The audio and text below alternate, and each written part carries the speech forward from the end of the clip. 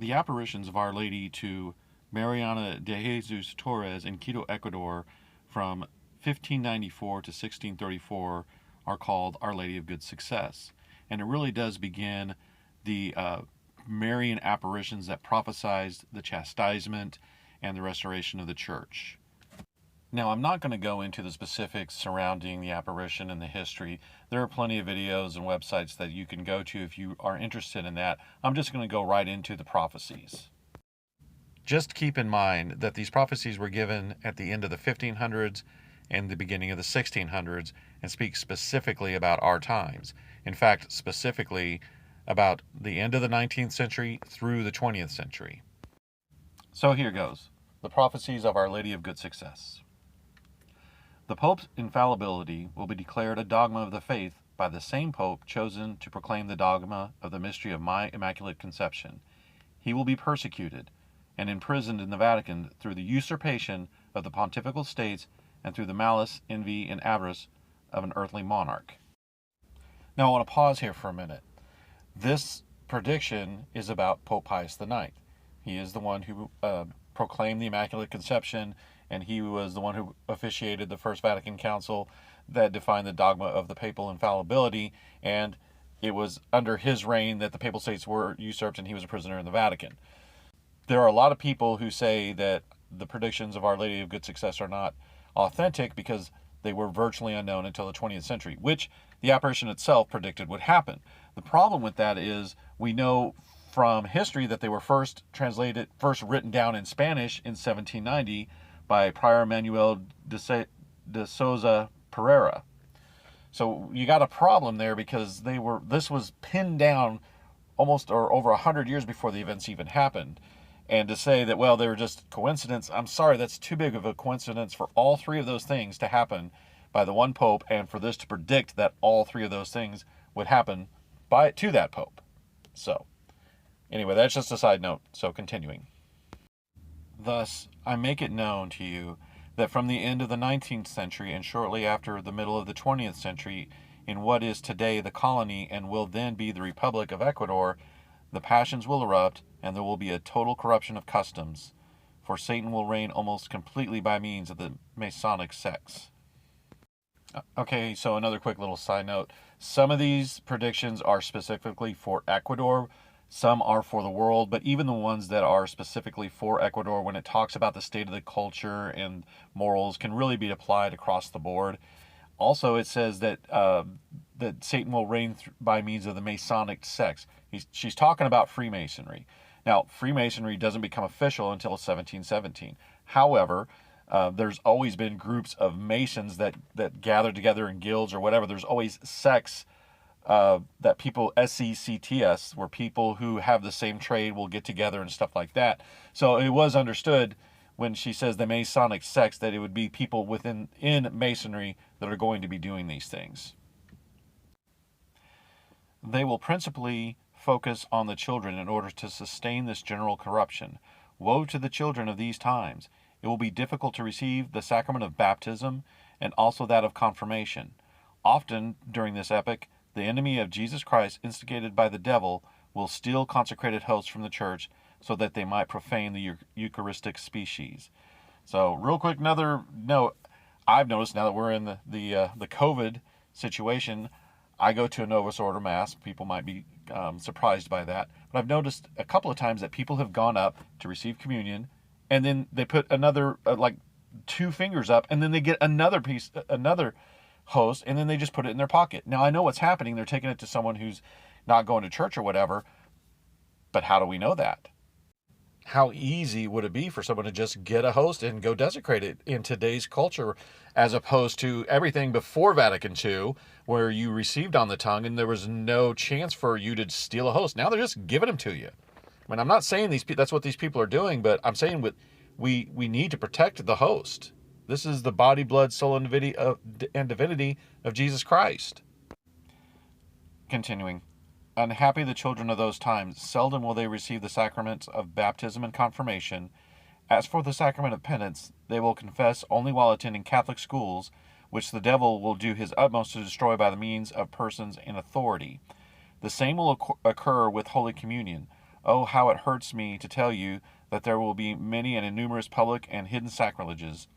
In those times, the sacrament of extreme unction will largely be ignored. Many will die without it, being thereby deprived of innumerable graces, consolations, and strength in the great leap from time to eternity. The sacrament of matrimony, which symbolizes the union of Christ with the Church, will be thoroughly attacked and profaned.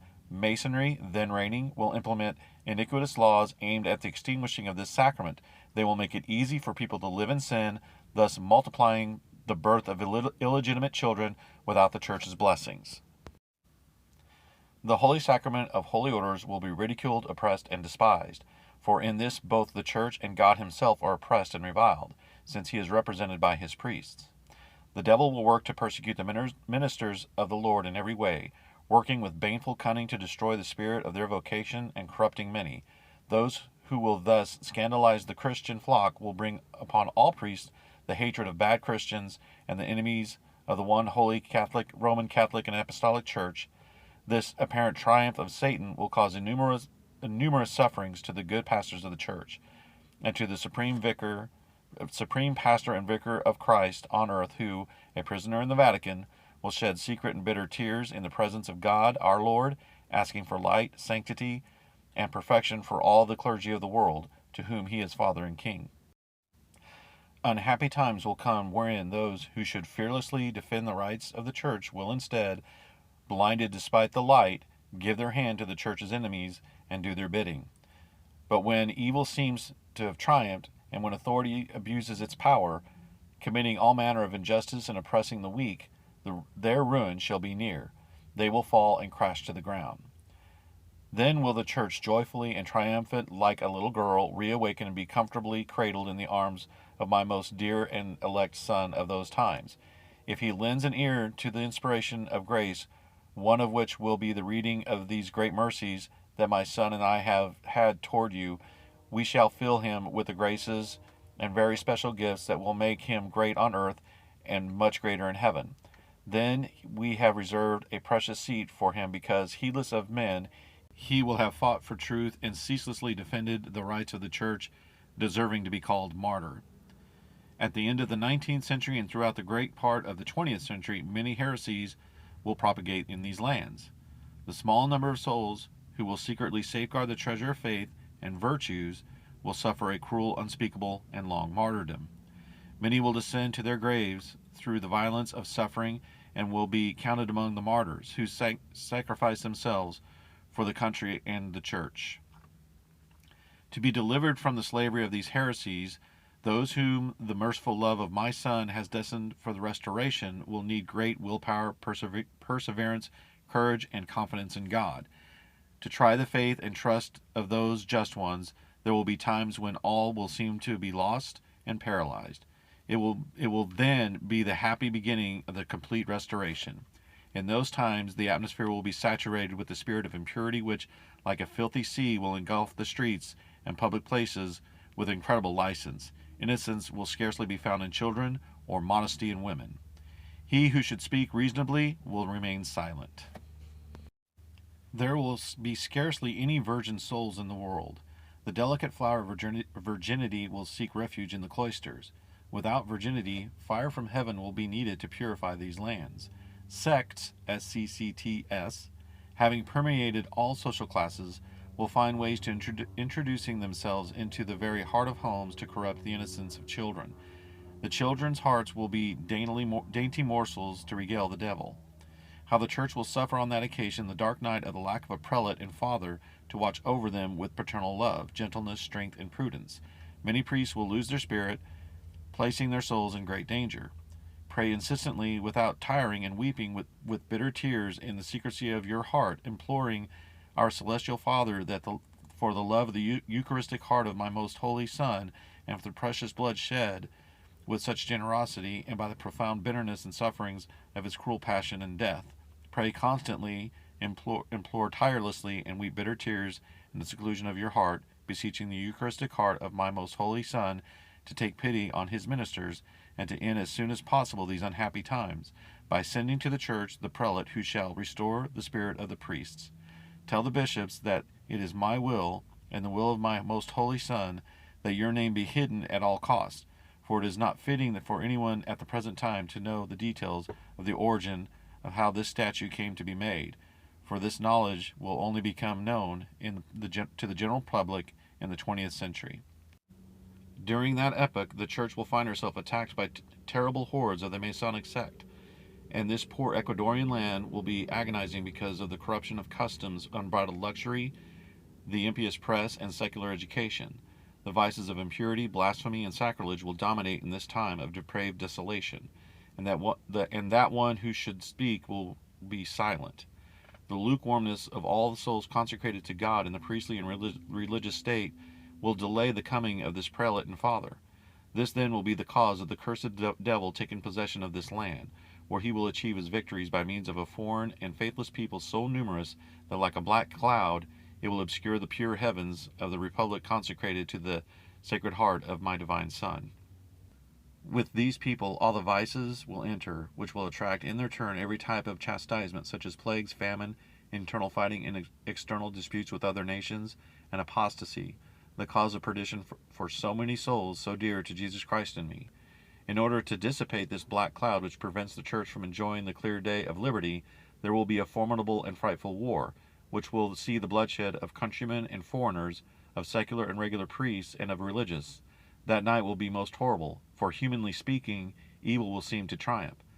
This then will mark the arrival of my hour, when I will, in a marvelous way, dethrone the proud and accursed Satan, trampling him under my feet and fettering him into the infernal abyss. Thus the Church and country will finally be free of his cruel tyranny.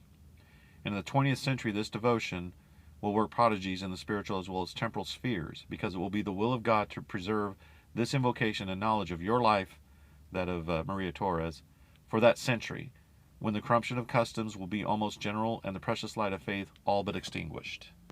The child Jesus prophesied the following to Mother Mariana. The dogma of the Immaculate Conception will be proclaimed during a time when the Church will be strongly attacked and my vicar will find himself a prisoner. This will also be the case for the dogma of the faith of the transient and assumption, body and soul into heaven of my most holy Mother. I will preserve this Church so beloved to me until the consummation of time. It will be strongly attacked, but never conquered. For if men are lacking from heaven, I will send down legions of angels for their conservation, defense, and triumph. He added, 1,000 times cursed be the heretics and their followers who place in doubt these mysteries concerning me and my Mother. Let them be cursed, and let their eternal abode be the center of the earth, together with the father of lies, Lucifer, and his henchmen, amidst the fire created by divine ire for the rebellious angels and the men who follow them, severing themselves from the truth outside the Catholic Church. So there you have it. Kind of hard to say, yeah, she didn't, she kind of nailed that on the head, didn't she? I mean, we have the Holy Pope that's going to come, maybe a reference to the 3 days of darkness, but either way, it's astounding how she described the 20th century. And people will doubt this. If it was Nostradamus, he comes with some cryptic thing and, oh, whoa, look at that. He predicted that. But, the Mother of God comes down and very specifically says what our times are going to be. And it's, well, I don't know. I don't know about that. But in my mind, there's no doubt that she predicted what was going to happen. And so that means that we have confidence in what's going to happen. What did she say? She said, my divine hour, which you're going to see that in a lot of these predictions, she is going to come and she is going to set everything right.